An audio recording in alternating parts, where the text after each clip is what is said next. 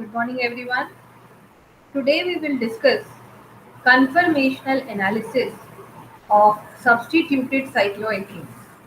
So, in the previous few lectures, we were discussing what is the conformation, how do we perform conformational analysis, how this analysis can be done for acyclic molecules or alkanes, and then we saw how we are applying this on the cyclic alkenes, cycloalkenes like cyclopropane, cyclobutane, cyclopentane, and different other analogous compounds. Then we discussed the special chair and boat forms which are present in the cyclohexane. And now, moving in that direction, we will discuss the substituted cyclohexanes. So, what happens when substituents are present on the cycloalkene? What is the effect on the conformations? And how do we analyze it? So, as we know that in the cyclohexane, we know that it is not a planar molecule because in the plane all the six atoms they cannot exist and maintain a particular bond angle of sp3 hybridization. So it is a non-planar molecule, and on each carbon atom that is present in the cyclohexane, we have one axial and one equatorial hydrogen. So, like you can see in the diagram, this is the axial hydrogen and this is the equatorial hydrogen. So, the axial hydrogen is basically pointed above or below the plane of the molecule, and equatorial they are slightly bented from the plane of the molecule. So, if you see a cross section of the molecule, only three axial hydrogens they are present on one side, and other three are present on the other side. So, the total we have six hydrogens, right? So, three are on the one side of the molecular plane, and other three are on the other side of the molecular plane. And these equatorials, they are bent upward and downward in the plane of the molecule alternatively. So, each phase of the ring, it has three axial and three equatorial hydrogens in the alternating arrangement, and that is how it overcomes the strain. That is how it attains a stable position, which is the chair form. But it was seen that in case of the cyclohexane molecule, there is a conformational mobility. Like if we are looking at the particular chair structure of the cyclohexane, it can readily undergo the flipping, can readily change the molecular orientation, and at the room temperature itself, the axial hydrogen they convert themselves into equatorial hydrogen, and the equatorial ones they convert themselves into axial hydrogen. And in this manner, the ring flipping takes place. So now after the flipping of the ring, axial becomes equatorial and equatorial become axial. And there is a rapid interconversion of these conformations. So you call this phenomena as a ring flipping phenomena, and this is very important in case of cyclohexane. So what happens in the ring flipping, if you can see, these black spheres they are representing the carbon molecule, and on each of the carbon we have the axial that is the red and equatorial that is blue hydrogen. Now you can see that the three axials they are on one side and the other three they are downward the molecular plane, and the three equatorial like this and this they are above the plane, and the three other equatorial they are bent slightly below the plane of the molecule.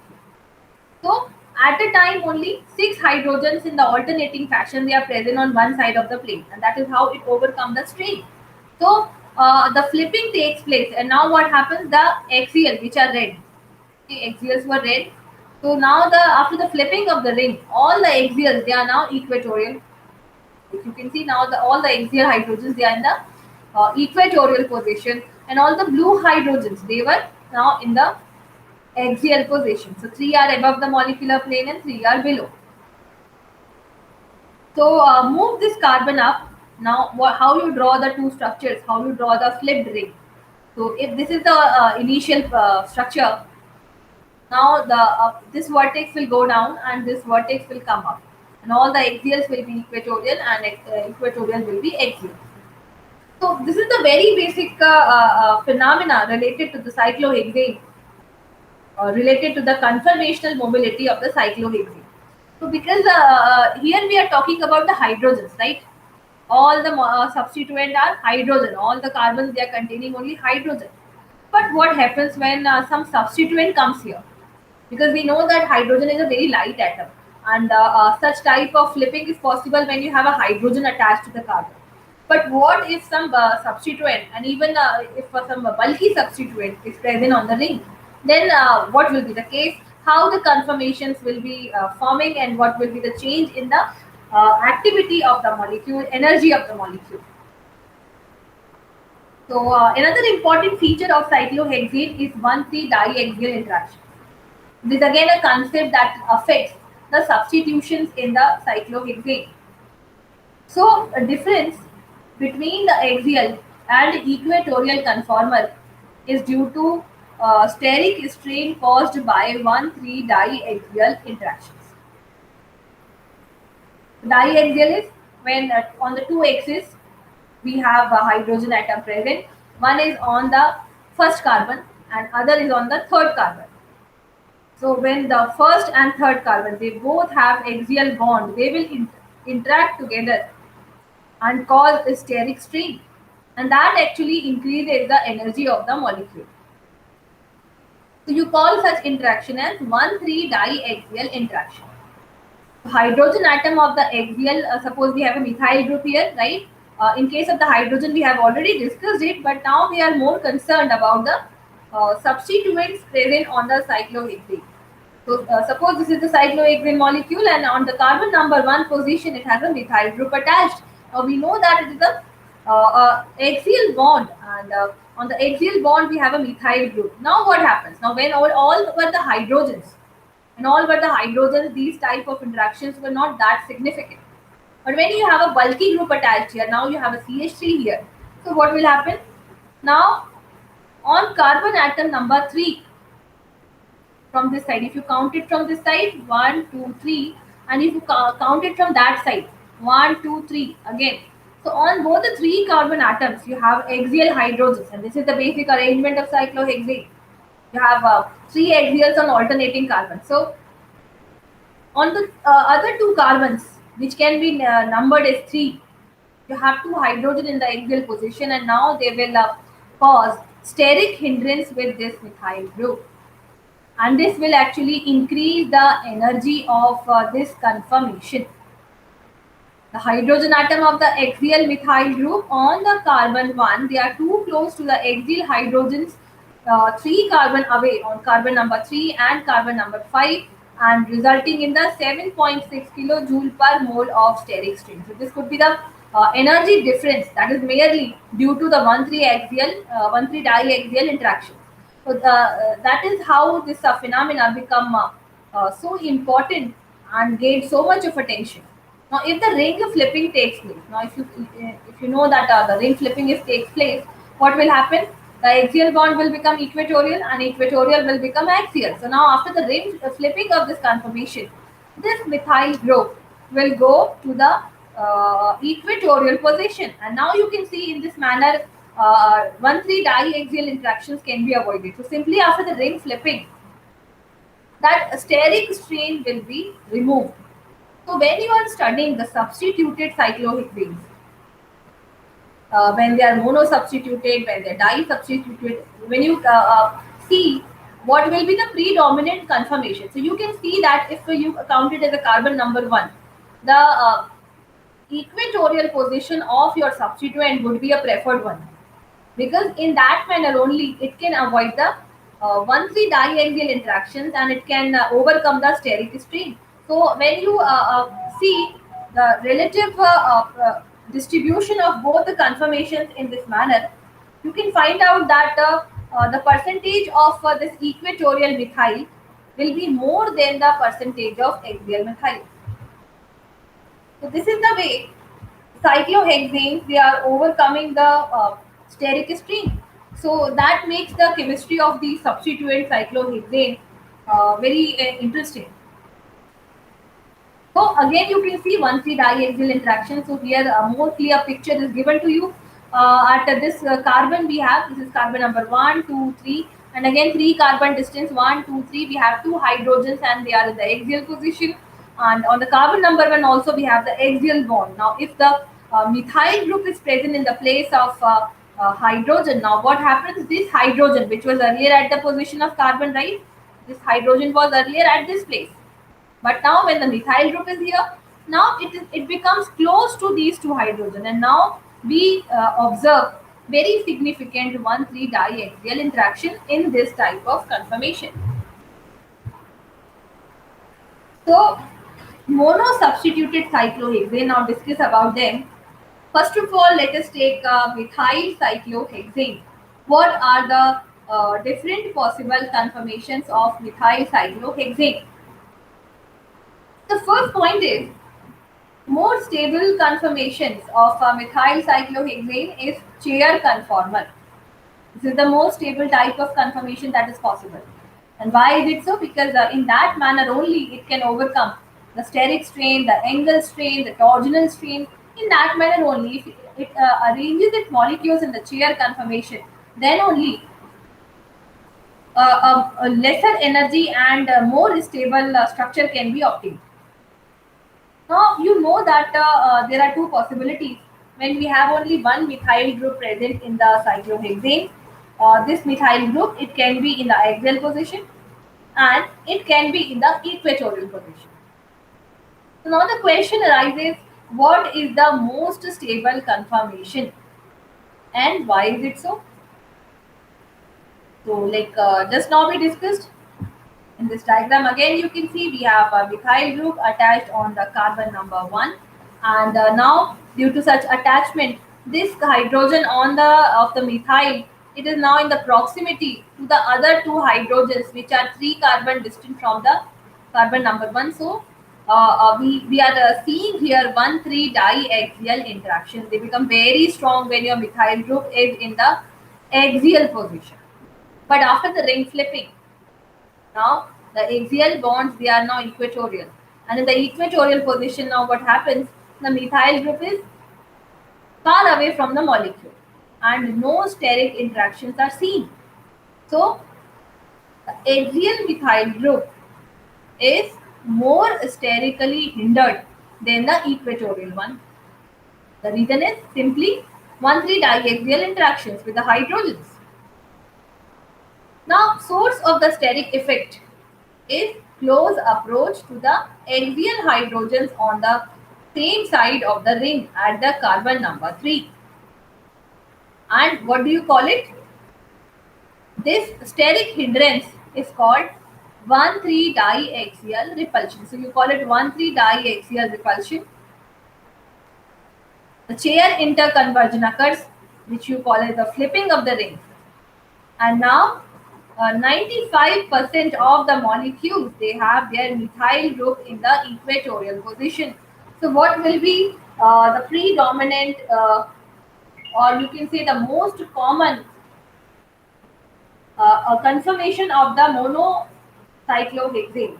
So it will be, of course, the chair conformation. First of all, it will be a chair conformation of the cyclohexane and having the methyl group in the equatorial position. So that will be the predominant conformation of methyl cyclohexane.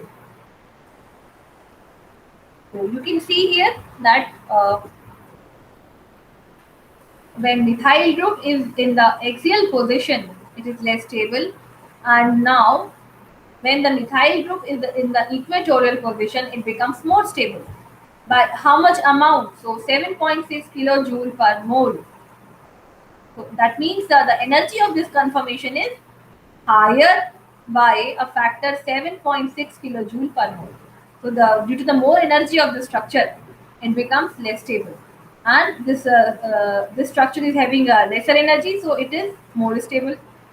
So when you perform some experimental identification, so 95% of the molecule, they are existing in the equatorial position of methyl group.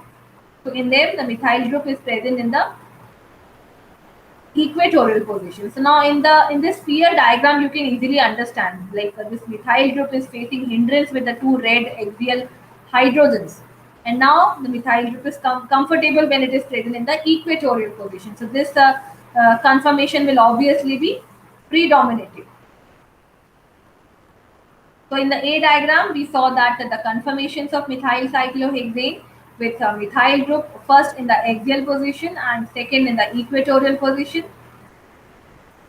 In the diagram B, 1,3 diaxial interactions are shown. 1,3 diaxial interactions are shown with the two axial hydrogen atoms, and the axial methyl group in the axial conformation of methyl cyclohexane is shown.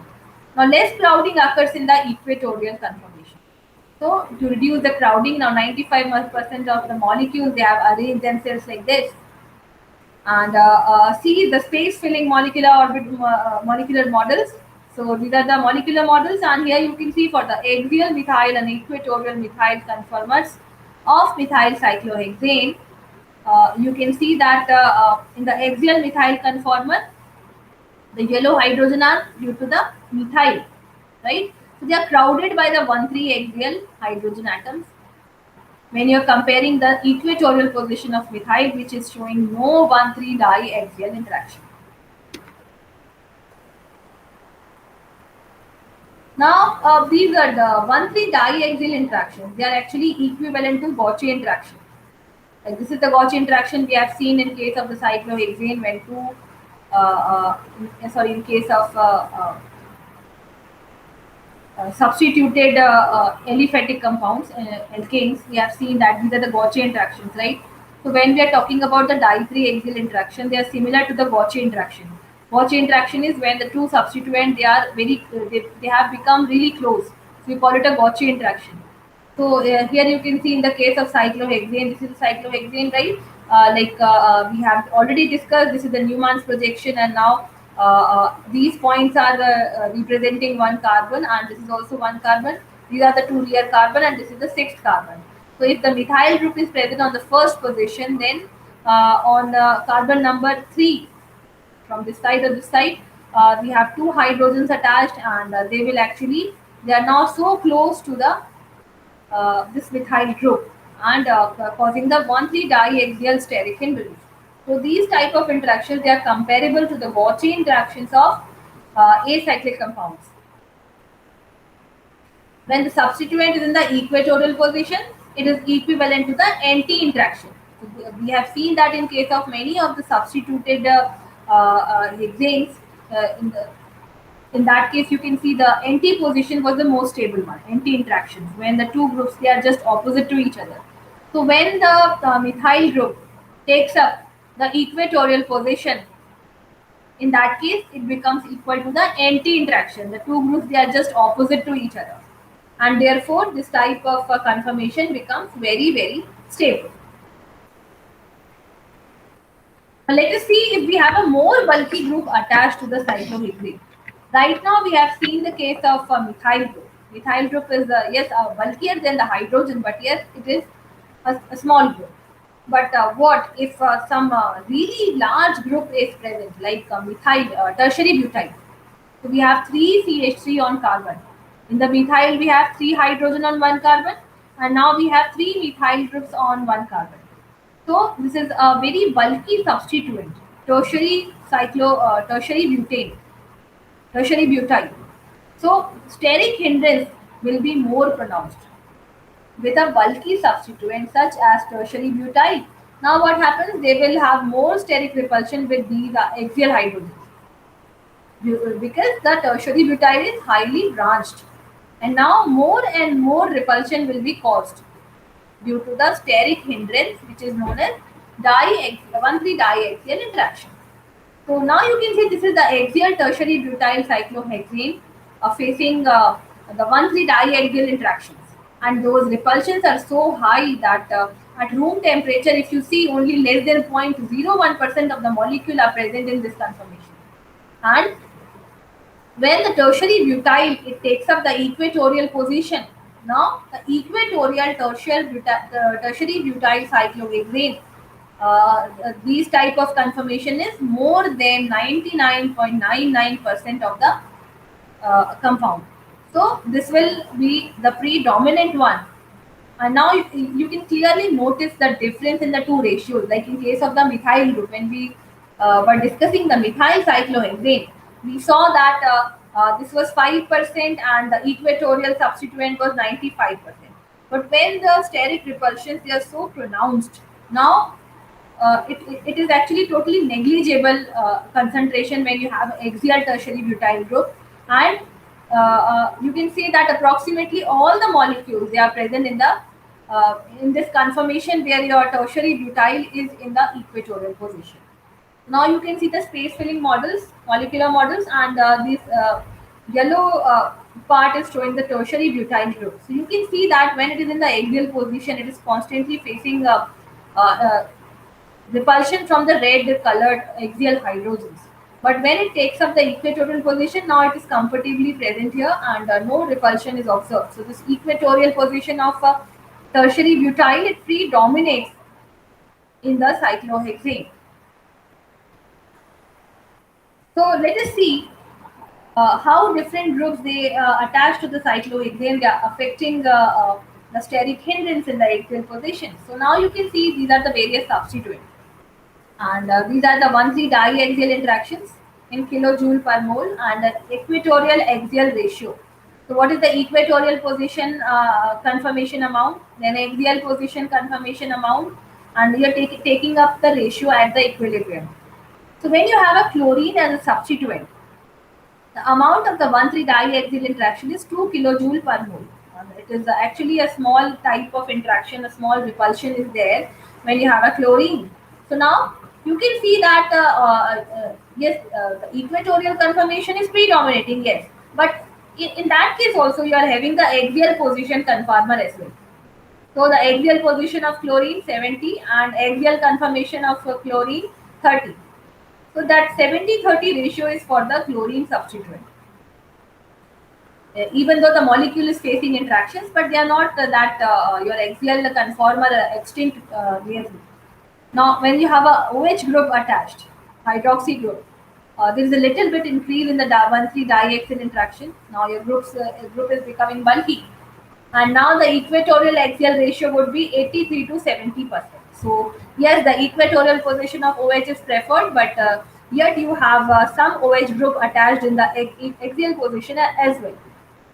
After that, the methyl group, so that we have discussed, uh, uh, the 1,3 diaxial interactions are 7.6 kilojoule per mole. And if you see the ratio, so equatorial axial ratio is 95 to 5. Then if you see the ethyl group, so in the case of ethyl group, now it is a little bit bulkier than the methyl, and the 1,3 diaxial interactions they are increased to a little bit extend and become 8. And now there is a small change in the ratio, 96 to 4. Equatorial to axial ratio, it is now 96 to 4. Moving further, when you are increasing the bulkiness of the group to more extent, like now we have taken the isopropyl group. So you have CH, CH3, CH3. And now the 1,3 diaxial interactions, they are 9.2 kilojoule per mole. And the axial equatorial ratio, it becomes 97.3. So you can see that as the bulkiness of the group is increasing here, this is causing more and more diaxial interactions, and as a result of this, the amount of the equatorial conformal is continuously increasing.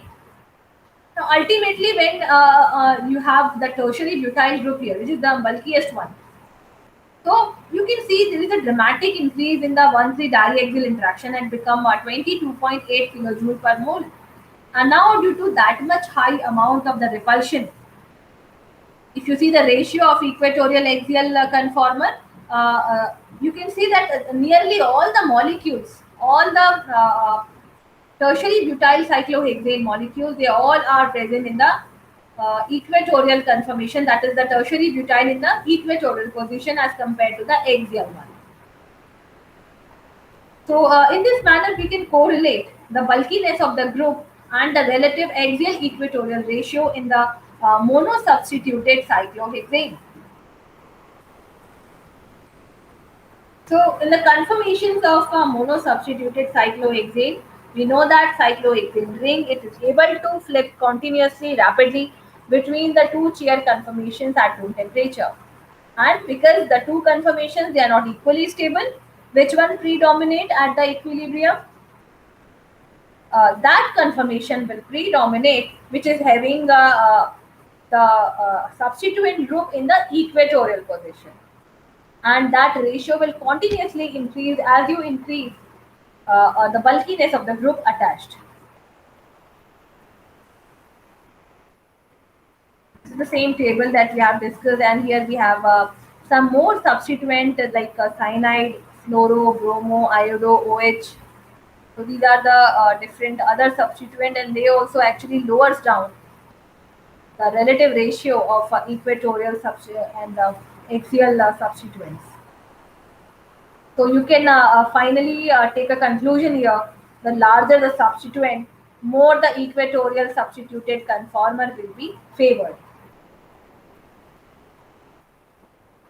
Now, one very interesting example we can take. The only difference between the starch and cotton. You know that starch and cotton chemically they both are same, but they have only one difference in them. And what is that difference? That difference is the presence of equatorial bond versus axial bond. So the starch which is generally present in the food items we have starch, right? So that starch is containing an equatorial bond. But in case of the your cotton, that is cellulose, you have the equatorial bond. So only with a small difference, axial and equatorial bond, how the chemistry of the entire compound has actually changed. That you can see here, how important that axial and equatorial conformation is. And we get two isomers like starch and cotton, and both have totally different properties. Like cellulose is able to form the fibrous structure, but that is not possible in case of starch. It is an amorphous solid. Now let us discuss another case. What happens when we have two substituent present on the cycloalkene? Right now we see that when only one substituent is present. But now what will be the case when we have two substituents present? So let us see the di-substituted cycloalkenes. So first point is the presence of two substituent on different carbons of a cycloalkane. They allows for the possibility of cis-trans isomer. So as soon as you are putting the two substituent in the cyclohexane molecule, now there comes the possibility. What is the relative orientation of the two substituent? So if the two substituent they are on the same side, you call it a cis isomer. If they are in the opposite direction, you call it a trans isomer. So as soon as you are putting two substituent in the cycloalkane, there will be the possibility of isomerism, that is a geometrical isomerism, that is, which you call as the cis-trans isomers. Now these cis-trans isomers, they are what? They are the stereoisomers because they differ from each other only in the arrangement of their atoms in the space. What is the difference between these two? They both have the same substituents present, the same parent compound is there. But what has changed? That is the relative conformation, the relative orientation of the two groups, two substituent groups on the molecule. That makes them different. So let us see the first case, that is the di-substituted cyclopropane. And here in the di-substituted cyclopropane, you can see there are two possibilities. The example taken is 1,2-dimethyl cyclopropane. So here we have the parent compound cyclopropane and we have two methyl group on 1 and 2 carbon. So there are two possibilities that we get cis 1,2-dimethyl cyclopropane. Both the methyl groups they are present on the same side, and trans 1,2-dimethyl cyclopropane when the two methyls they are in the opposite direction. So in the first structure of the methyl group, both the methyl groups they are on the same side, so you call it a cis isomer. And in the second structure, they are on the opposite side, so you call them trans isomer. Now the cis and trans isomers such as these, they cannot be interconverted. You cannot interconvert them. This is the thing, because just in case of the monosubstituted cycloalkane, we saw that there is a quick ring flipping, and the molecule takes up whatever it suits it to it, whatever will be the low energy structure. It takes up that. But the cis trans isomer, they are generally rigid in nature, and now they cannot interconvert themselves. So the interconversion is not possible until you break the carbon-carbon bond. So now you have to decide which one is the most stable conformer. Which one will be the most stable one? So how will you decide that? You have to just see what is the energy of the structure. So if the energy of the structure is less, then its stability will be more. So in case of the cyclopropane, we have just seen both the methyl, they are on the same side of the cyclopropane, and because the ring size is also very small, this isomer will be having high energy. But in case of the trans isomer, the two methyl, they are they are having a sufficient distance between them. They are just opposite, and in that case, this molecule will be having lesser energy. So if I say this conformer will be the predominant one. Now let us see a large size ring, that is cyclohexene. So what happens when the two substituents are present in the cyclohexene? That is the case of a di-substituted cyclohexene. So here we are considering a case in which both the substituent, they are in the same position on the same carbon. So we have two methyl groups, CH3 and CH3. Both the methyl, they are on the same carbon, carbon atom number 1. So this is the di-substituted cyclohexane, and the name is 1,1-dimethyl cyclohexane. Now we know that each carbon atom in the cyclohexane has one axial and one equatorial position.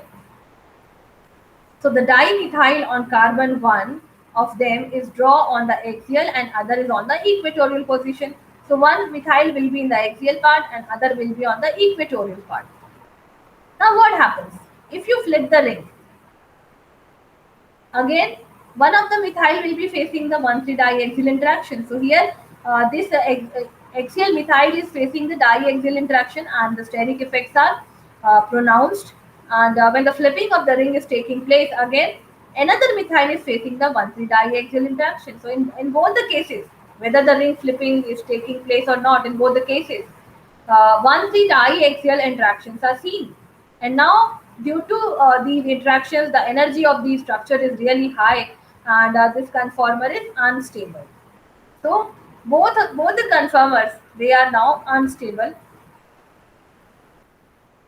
Now, how would you explain the cis-trans isomerism in these cases? So now let us take the category in which we have a both the methyl group present on two different carbon atoms. So on one carbon atom they cannot exist, but on two different carbon atoms these methyl group can exist. So we have chosen the two different carbon atoms which are farthest from each other. So we have taken carbon number 1 and carbon number 4. So let us see the case of dimethyl 1,4 dimethyl cyclohexane, and how the cis-trans isomerism becomes important in them. So the molecule is cis-trans 1,4 dimethyl cyclohexane. What does the trans mean? Two bulky groups. So we have a methyl group here. So these two bulky groups are in the opposite side. So this is the trans form, right? Both the methyl, they are in the equatorial position, but one is the lower bond, the other is the upper bond. And in the isomer, cis 1,4 dimethyl cyclohexane, the groups are in the cis if both are connected by the upper bond or if both are connected by the lower bond. So both are the upper, so you call it what, cis isomer, and if one is upper and one is lower, so you call it trans isomer. So this is the general way to recognize a trans di-substituted cyclohexane, and we notice that one group is attached to the upper bond of the two to its carbon, and the one by lower bond. Now trans 1,4 dimethyl cyclohexane, it has two conformers in the trans structure, when one is in the upper bond and one is the lower bond. Now again we can have two possibilities. It can be the trans diaxial and trans diequatorial. So trans diaxial, when both the methyls they are in the axial position. Yes, they are opposite to each other, but they both are axial. You call it a trans diaxial. And we can have a trans diequatorial form also. So here we have the two methyl groups in the trans position. One is the below lower bond, one is the upper bond, and they both are actually in the equatorial position. Now, if you compare these two structures, they can actually interconvert themselves by the ring flipping. And now, which one will be the more stable? So, the trans di-equatorial form, this form, this will be more stable because it is not facing any 1,3 diaxial interaction. So, whenever your methyl group will be present in the axial position, it will always face the 1,3 diaxial interactions. So, that type of conformation will always have more energy and lesser stability. So, among the cis and trans, your trans isomer will be more stable, and even in the case of trans, when there are two possibilities, the trans di-equatorial is always more stable and present in the more amount at room temperature of the substance, because now in this case the methyl groups they are not facing any 1,3 diaxial interactions. Now, cis 1,4 dimethyl cyclohexane, it exists in the two equivalent chair conformations. This is the case of cis. One is both are the above bond or both are the lower bond. So, in the cis 1,4 dimethyl cyclohexane, we have two equivalent chair conformation in which one group is the axial, other is the equatorial, and again one is the axial, other is the equatorial. So, they are actually interconvertible by the process of ring flipping.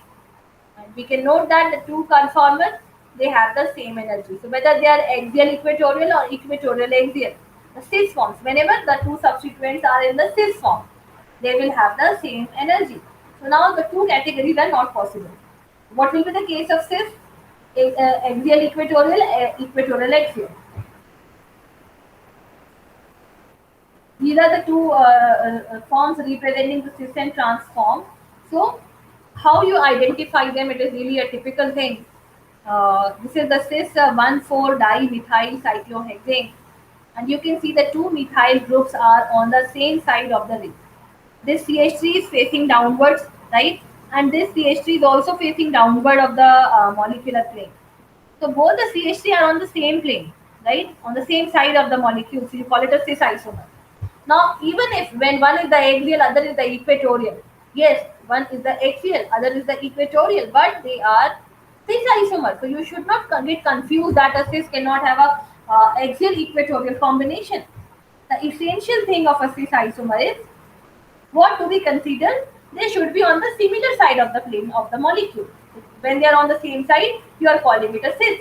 So even when you have a downward axial bond and a downward bent equatorial, that is also a cis isomer.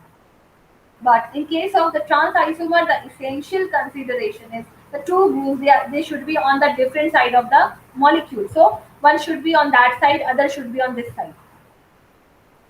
So that is possible even when you have the axial bond or the equatorial bond. So if you have the equatorial bond, one equatorial is facing downward, one equatorial is facing upward. That will be your trans isomer. And even when you have two axial substituents, so one axial is facing downward, one axial is facing upward. So that is your trans isomer when the two methyl groups they are on the opposite side of the ring. So that is how we identify the cis and trans isomers in case of the di-substituted cycloalkane. Now, each di-substituted isomer, it has two chair conformers, right? Whether you are talking about the cis or the trans. So in the cis, we have axial equatorial, you call it AE, and after the ring flipping, it becomes equatorial axial. So AE form getting converted after the ring flipping into EA form. But essentially, both the CH3s they are on the same side. Like here, you can see both are facing downward, and here also they both are facing downward. So the AE and EA form of cis 1,4 dimethyl cyclohexane. Then in the second case of the trans isomer, So we have the 2 methyl on the different side of the molecule. So this is the equatorial EE, and axial that is AA form. So EE form, you can see one methyl is above and one methyl is below. Again, in the case of axial form, one is above, one is below. So when you're talking about the cis isomer, the AE and EA form, they have comparable energy. There is no change, and they both, in the case of the cis compound, they both are present in the similar amount. They both are interconvertible, having the same energy. But in case of the trans isomer, you have EE and AA type of conformation possible, and you can see the one arrow is very small. So because the equatorial conformation in the trans isomer, it is very stable. It does not want to convert itself into a less stable axial type of conformation. So this arrow is small. Major conversion will be from AA form to EE form. So in the case of trans isomer, we see that EE form is the more stable as the AA form, but in the cis isomer, AE and EA form, they both have comparable energy. Now this chair conformer has 4 diaxial interactions. Let us see the 4-1,3 diaxial interaction. So we have axial trans isomer, and on this carbon, suppose this is the carbon atom number 1, because we always start numbering from the vertex up. So this is carbon atom number 1, and the methyl on this carbon is facing the diaxial interaction on carbon number 3 and 5. Also, another CH3, because we have a di substituted alkane, so another CH3 we have, and it is facing downward, but again it is experiencing 1,3 diaxial interaction from the carbon atom number. This is your 1, 2, 3, 4, 5, 6. So carbon atom number 2 and 6. They are again creating the steric hindrance to the methyl group, another methyl group present on your carbon atom number 4. So two such diaxial interactions, they are making this type of conformer really very unstable. So this is the axial and equatorial relationships in the di-substituted cyclohexane. So in the 1,2 di-substituted cyclohexane, we can have AE or EA conformers. In the case of 1,2 trans, we have AA and EE. Then 1,3 cis di-substituted, we have AA and EE.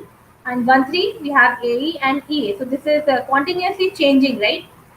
Then 1,4 cis di-substituted, you have AE and EA as the axial one, and 1,3 you have trans AA and EE. So this thing you should remember when you will assign the cis to axial and equatorial, and trans to equatorial and equatorial. So this is a really tricky part of this topic, that how you identify the cis and trans isomerism when your two substituents in the cyclohexane, they all are present to different carbon atoms. So when they are present on the carbon atom number 1 and 2, carbon atom number 1 and 3, carbon atom number 1 and 4, these all type of substituents are possible, and in each of the case you have to identify which one will be the cis and which one will be the trans. And now among them, you have to identify the subcategories. Now what will be the possible two type of conformations possible within that particular category. So now example is given here. You have to consider each of the following conformational structure, and you have to tell whether the each is cis or trans. So now you can understand why this question is so important. You have to identify the cis and trans isomer. So now if you can see in the compound number A, each chlorine is attached by the upper bond. This is also upper bond and this is also upper bond at the carbon. Therefore, both the chlorine are on the same side of the molecule, and you call it what? This is a cis isomer. So how you will name it? This is cis 1,2-dichlorocyclohexane. Now in the compound B, you can see both the chlorine, this is facing downward and this is also facing downward. Both the chlorine atoms are attached on the lower bond, and therefore in this example both the chlorines are on the same side again. So again this is what? Cis 1,3-dichlorohexane. But you can see the change in the relative configuration. So this form of the cis, it is what? It is A and E form, and this is E and A form. AE and EA, and this is for the 1 2 and 1 3 type of substituent. Now, in the case of the third compound, compound number C, this chlorine is facing downward and this chlorine is facing upward. So the two chlorine, they are on the different sides, and now this is the trans isomer, because the two substituent, they are on the different parts of the molecule. So one fluorine atom is attached by a lower bond, one by the upper bond. The two fluorine atoms are on the opposite side of the molecule, and this is the trans isomer. So you call it a trans 1,2 dichlorocyclohexane. Now, let us look at another question. Draw the most stable conformer of cis 1 tertiary butyl 4 methyl cyclohexane. So, let us draw first the groups here. So, this is the tertiary butyl group attached, and this is the methyl group attached. Now, when you flip the ring, what will happen? This equatorial will come to the axial, and this axial will go to the equatorial. But now, whenever the tertiary butyl is present in the axial position, it will face 1,3 diaxial interaction from here, right? So this become less stable because the large group is axial. So this is not possible that a large group will be present in the axial position, and this form will be more stable because the large group is equatorial. So the more stable conformation is one with the larger group equatorial. When you have two different substituents, the larger group should be in the equatorial position. So this is a general principle, a general conclusion. When one ring substituent group is larger than the other, and they cannot both be equatorial because they cannot be equatorial at the same time, this is the cis configuration, right? So the conformation with the larger group, the equatorial will be more stable. Another question, let us see, you have to draw the most stable conformer of trans 1-ethyl 3-methyl cyclohexane. Trans 1-ethyl 3-methyl, both should be facing in the two different directions, so which will be the most stable one? So you should remember that the bulky group, it should be in the equatorial position, so the B will be more stable one. The more stable conformer will be the equatorial B, because in this case your more bulky group, ethyl group, it is present in the equatorial position and not facing the 1,3 diaxial interaction. So let us see a quick summary. Cis isomer of the cyclohexane. So if the substituent at the 1-2 position, 1 and 2 position, if they are, so we have axial and equatorial, equatorial and axial. This is the possible thing. Then if the substituent is at 1-3, 1 and 3, so we have axial and axial on the same side, and we have equatorial and equatorial on the same side. So this is the cis isomer in case of the 1,3 substituent. And when you have a 1,4 substituent, so again the axial and equatorial, and at equatorial and axial, this is the possible conformation. Now we can also see the conformations of polycyclic molecules like the decalin. Decalin consists of two cyclohexane rings which are joined to share two carbon atoms, which are actually the bridgehead carbons, carbon number 6 and 1, and sharing a common bond. So two isomeric forms of decalin is cis decalin and trans decalin, cis fused and transfused. So the cis decalin hydrogen atom and the bridgehead carbon, they are on the same face of the ring, and in the trans decalin, the bridgehead hydrogens are on the opposite face. So both the compounds can be represented by using their cyclohexane conformation, and the flips and the rotation, they are not possible. That is how we differentiate between the geometrical and the conformational isomerism. So if you remember, a quick rotation is possible in case of the conformations, but in case of the geometrical isomerism, the cis-trans isomerism, rotation is not possible, interconversion is not possible. So these are cis and trans isomers, they are just two different isomers. Now the quiz time, I have few questions for you. So write structural formulas for the two-chair conformation of cis 1 isopropyl 4 methyl cyclohexane. Try to write the two possible conformations of this compound. Then are these two conformations equivalent? Answer this question.